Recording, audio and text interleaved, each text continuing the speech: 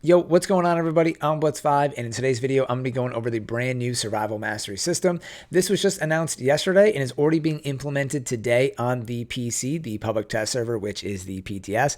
Kind of a mouthful there. And just to date today, as a reference, today is September 17, 2019, as I record this video. And what is the Survival Mastery system? Well, this is in addition to the Weapon Mastery system that's already in the game, and it's just giving us, the players, additional ways to track all of our stats. Obviously, the Weapon Mastery system is with weapons, and this is going to be catered around survival. And just to speak about the Weapon Mastery system for a second, I really thought that this was a successful thing added into the game. I really enjoy using the Weapon Mastery system.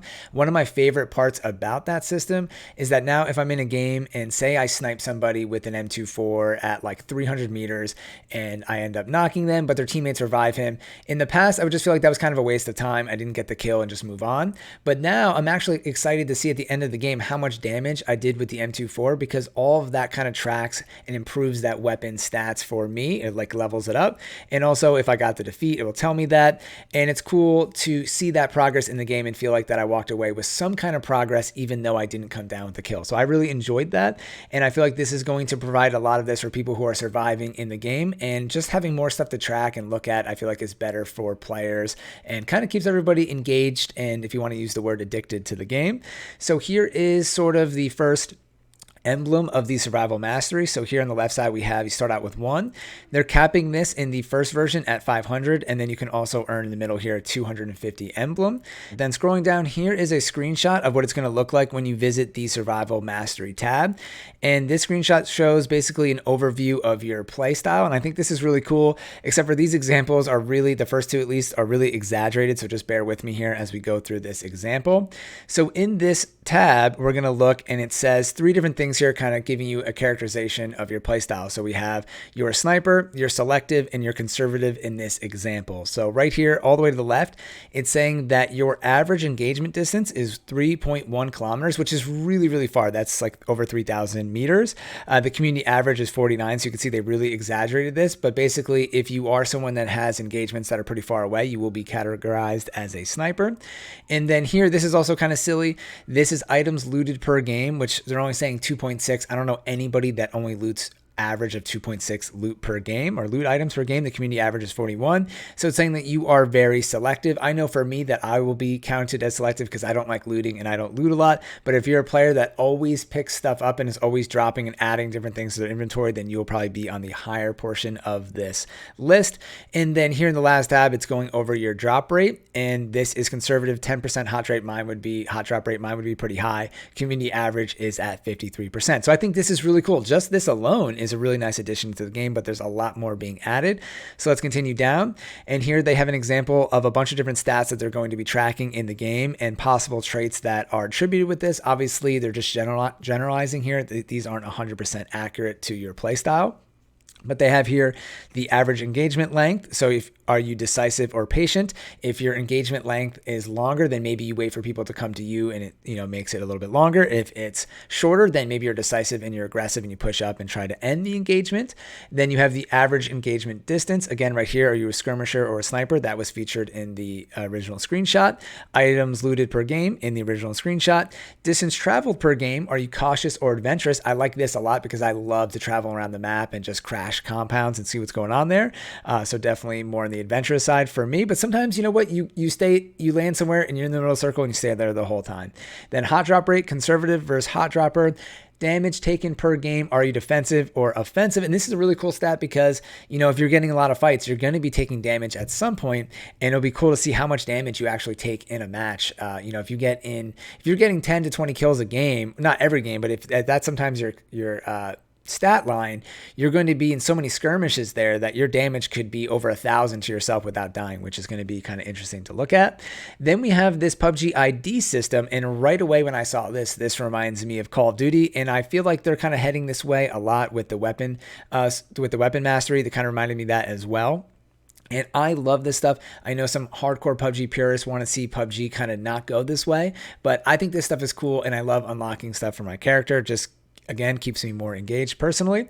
So here you're going to have a nameplate, and I'm hoping that they make this where if you do something in game, you get different nameplates, how Call of Duty used to be. Like if you had an awesome headshot, you would get a first certain nameplate. If you got the tactical nuke, you would get a really rare nameplate, and then you could put that on the back of your character.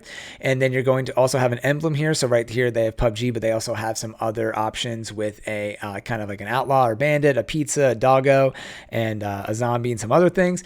And then it's going to have 3 stats. So I'm guessing you'll be able to pick what stat you want to show in the game. This was just in a game recently. It might be Apex Legends, where I feel like you could pick what stats you wanted to show off.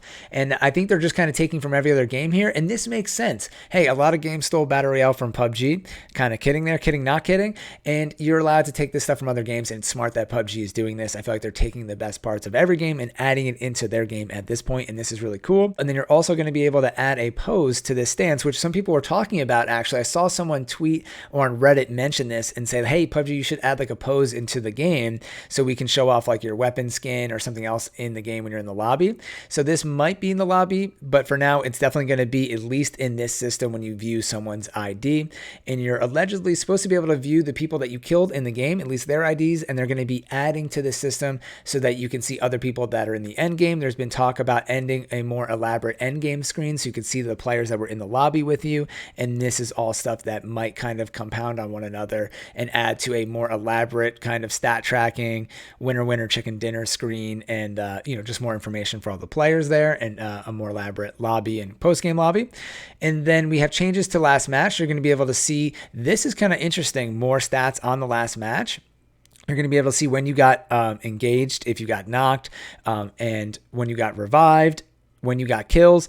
And I feel like this will be a really nice kind of snapshot of if you had one of those games where the entire time you were just being engaged, you were getting shot at, but somehow you ended up getting the win. This would be such a cool screenshot to be like, look at this from minute 10 into the game to the very end, we were being shot at. Look at all these marks. And then say if you got knocked 5 times, but somehow you ended up winning, it'd just be a cool view to see that, and maybe share it with your friends. And I feel like this is another cool little screen to add to the game. And then scrolling down to the next screenshot here, they're really showing how elaborate they're getting with this information in the post-game screen. And I really was not expecting this at all. If you take a look at this, right here, they have information on the time frame in which you got into a combat or into a conflict and revived one of your friends here. So it says north of Ferry Pier, you revived PUBG player number 4. And then at 9 minutes and 42 seconds into the game, you entered a buggy north of Ferry Pier, and then you exited a buggy 2 minutes later near Quarry. So I feel like that's just awesome information. Who knows exactly what they're going to do with this, at some point, but maybe they could wrap this into the survival pass. It's also really just nice if you want to look at your data and the gameplay and see what you did and how you moved, and want to track kind of your play style, or what maybe you did wrong strategy wise, or what you did right. And I feel like that's really cool. And then just to wrap this announcement up, here in the bottom of the comments, they're basically saying the same thing as me, that this is just the first piece to the puzzle, and that they want to add a lot more to this, and they're just getting started. And as we all know, PUBG has been making a big comeback here, adding all this stuff into the game, doing a great job with the season passes. It was a little slow in the first year or so of PUBG, and now they're really picking up the pace. And now they're grabbing some of the best additions from other games, which is really nice, but they're also keeping it simple at the same time, which to me is why so many people, including myself, like PUBG. They keep it simple, but we need some stuff to stay engaged, and this to me is the perfect combination of that. And as always, if you guys enjoyed the video, make sure to drop a like. If you didn't, you can dislike the video, and please let me know why down in the comments below. And as always, thank you all for watching. I'm Blitz5, and peace out.